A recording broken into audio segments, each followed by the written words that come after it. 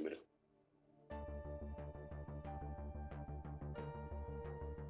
रजत,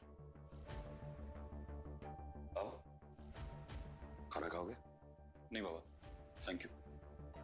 मुझे तुमसे कुछ बात मैं करनी है। जानती हूँ आप यहाँ क्यों आए हो और आपको क्या बात करनी है। अब इन बातों का कोई फायदा नहीं है। जब बोलना चाहिए था तब आपने बोला नहीं, और जब रोकना चाहिए था तब रोका नहीं। क्यों आऊँ उस घर में मैं?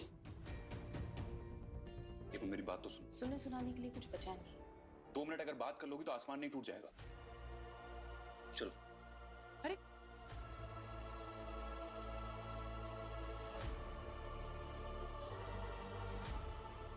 मैं यहाँ तुमसे माफी मांगने के लिए आया, लेकिन तुम मेरी बात सुनोगी तब ना।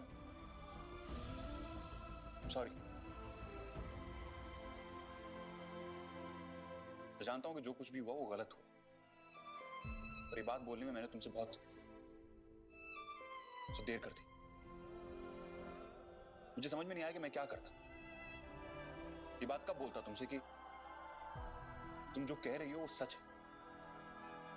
मेरे पास सिर्फ 2 ही ऑप्शन थे, या तो मैं तुम्हें चुनूं या अपनी बहन को।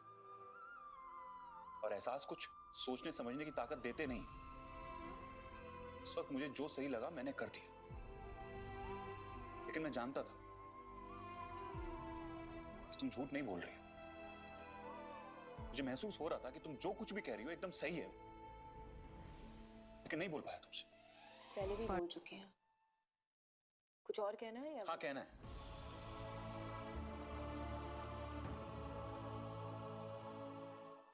तुम मेरे घर में आई सही की मां बनके। तुमने एक शादी की मेरी बच्ची के लिए, सही के लिए। तुमने उसका ख्याल रखने में कोई कमी नहीं छोड़ी। उसके चेहरे पर जो स्माइल लेकर आई तुम, शायद मैं कभी नहीं ला पाया। तुमने उसे इतना प्यार किया कि उसकी सगी मां उससे नहीं कर पाई। तुमने मेरी बेटी के लिए सब कुछ किया, लेकिन मैं फेल हो गया। फिर से।